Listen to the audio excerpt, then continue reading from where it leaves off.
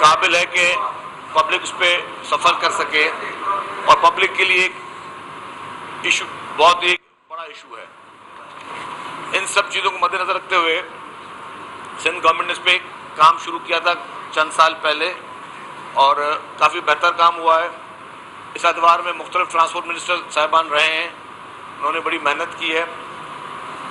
اب ہمیں لیڈرشپ کی طرف سے یہ بہت سختی سے ہدایت ہے کہ جی ہر حال میں جو کام مہینوں میں ہونے ہیں ان کو دنوں میں کمپلیٹ کریں، جو پہلے سالوں میں ہوتے تھے ان کو مہینوں میں کمپلیٹ کریں۔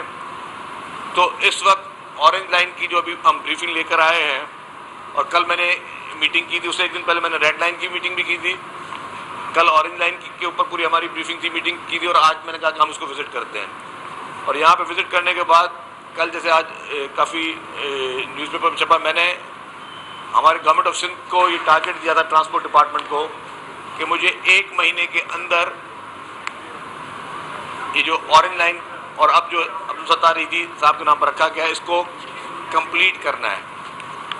اور آج بھی میری یہاں پہ جو میٹنگ ہوئی ہے، اس پروجیکٹ پہ 4 مختلف کانٹریکٹرز کام کر رہے ہیں ڈفرینٹ پورشنز کا۔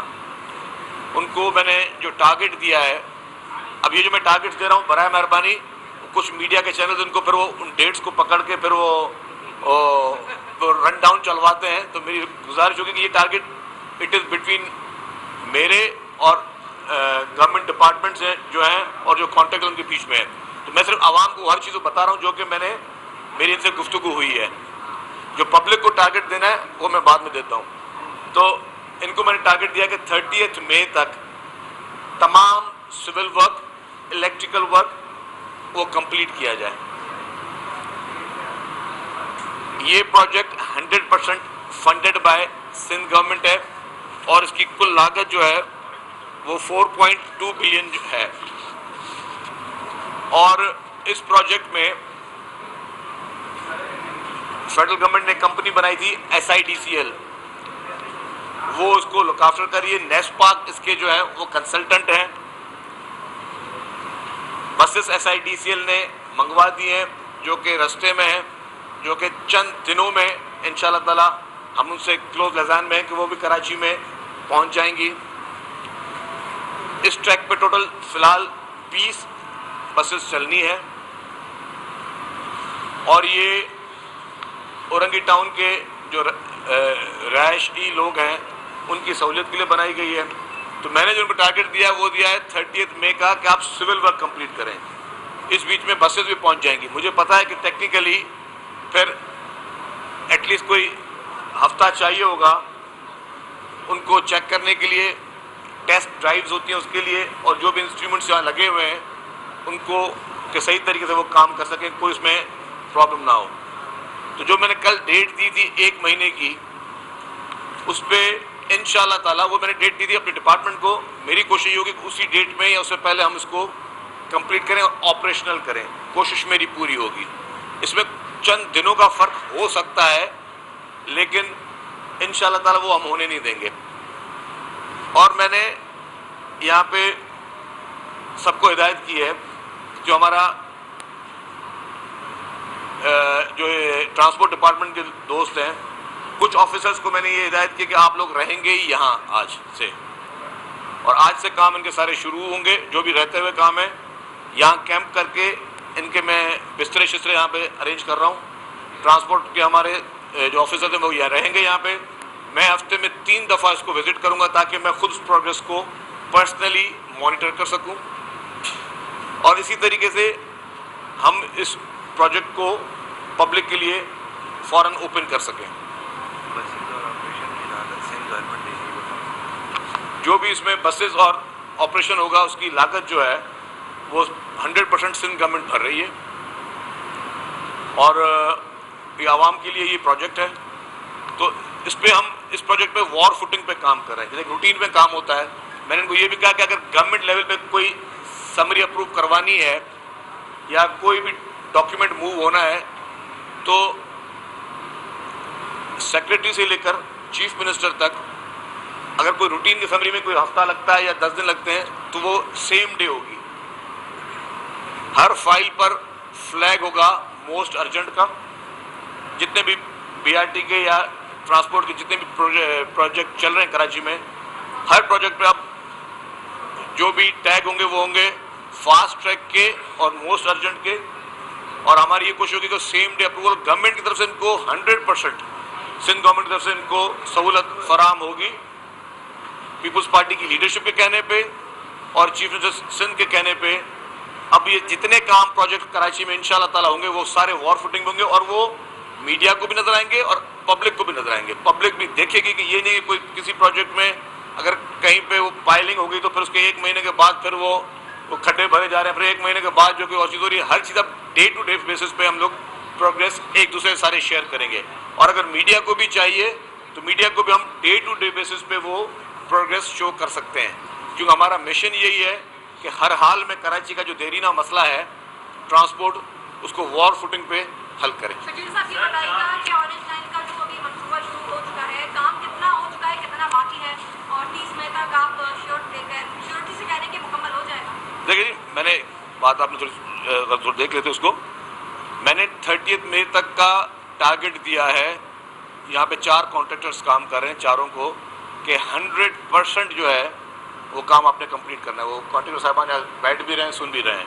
मैंने कहा अभी से आप अपने कपड़े सब मंगवाएं, सब अपने बिस्तरे मंगवाएं और अभी 30 मई तक यहाँ से कोई ना बाहर जाएगा, प्रोजेक्ट कंप्लीट होगा।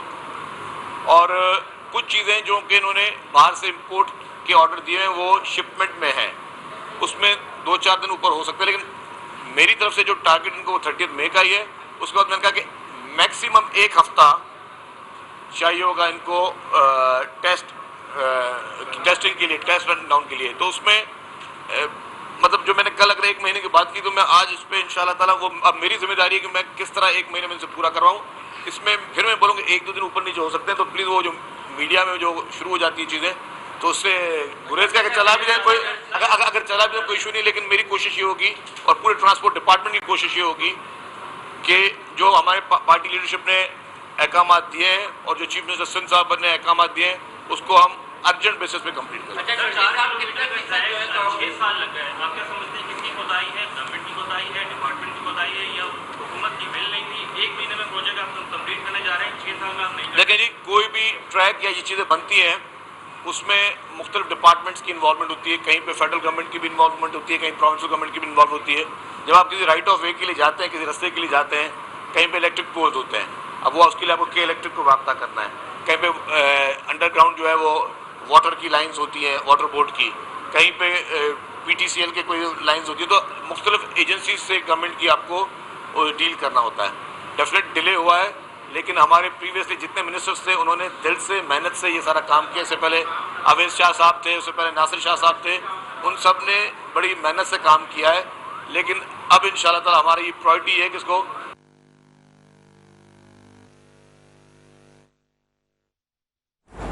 NRTC को काम दिया हुआ, NRTC वाले आके वो काम कर रहे हैं, तो सबसे राब्ते में और डे टू डे बेसिस पर राब्ते हैं। सर ये बताएगा कि 240 बसों की डेट बता दें कब तक आएगी? कौन सी बस है? ऑरेंज लाइन की या रेड लाइन? देखिए जी, ऑरेंज लाइन की जो बसें हैं उसके लिए हमें डेट दी गई है कि कराची पोर्ट पे उतरेंगी SITC जो उसको प्रोक्योर करे 11 मई को, मतलब 4 दिन बाद। लेकिन डेफिनेटली अगर पोर्ट पे उतरेंगे जब तक ट्रैक तैयार नहीं होगा आपका तो उसकी कोई ज़रूरत नहीं है। जैसे ट्रैक तैयार हो जाएगा, जो हमने इनको टाइमिंग दी है और जिस तरह हम डे टू डे इसको मतलब उसको खुद परसू करेंगे हर चीज़ को, तो मेरे ख्याल में महीने के जो मैंने डेट दिया अल्लाह ताला ने चाहा तो अल्लाह ताला उसको सफूल करेगा। ये बताइए 240 बसें जो आ रही हैं ये क्या इस मंसूबे से अलग है या जो शहर भर में चलाई जाएगी? देखिए उनको कौन चलाएगा? पहले भी पीपल देखिए जी, जो 240 बसें हैं उसको NRTC जो है वो ऑपरेट करेगी और वफाक हुकूमत का हमारा एक अहम इदारा है, उसके 7 रूट्स हैं। उसका इससे ऑरेंज लाइन से या ग्रीन लाइन से या रेड लाइन से कोई वास्ता नहीं है। जो दूसरा सवाल था कि रेड लाइन की ये बसें कब आएंगी, तो रेड लाइन की बसों में अभी वो ट्रैक का काम शुरू होने तो मेरे भाई, बसें खड़ी करके वो पेशावर BRT की तरह नहीं करना कि बसें पहुंच गई ट्रैक तैयार नहीं कि बसें पहुंच गई हैं और ट्रैक तैयार ना हो। शर्जील साहब ये भी सुनने में आ रहा है कि ये कॉन्ट्रैक्ट भी उन्हीं के पास है जो पेशावर BRT जिन्होंने बनाया है। कौन सा वाला? ये जो ऑरेंज लाइन वाला है, क्या इसमें कोई सदाकत है? نہیں یہ آپ نہیں یہ ایسا نہیں، میرے خیال سے یہ ایسا نہیں ہے. یہ فیڈرل گورنمنٹ نے پیسے سندھ گورنمنٹ کے، کیونکہ گرین لائن پر فیڈرل گورنمنٹ نے کمپنی بنائی تھی SIDCL کمپنی فیڈرل گورنمنٹ کی ہے، اور وہ بنائی صرف سندھ کے ریلوے پروجیکٹس، اس کے بس پروجیکٹس کے لیے بنائی تھی، BRTs کے لیے. تو گرین لائن انہوں نے کمپلیٹ کیا، تو اورنج لائن بھی ان کو کام دیا گیا ہے. اب اس میں کراچی میں جو ہے وہ کام ڈیوائیڈڈ ہے 4 مختلف کانٹریکٹرز کے پاس، اور میرے خیال ہے ان کا وہ پشاور BRT سے کوئی واسطہ نہیں ہے. یار ایک منٹ کے بعد آ رہا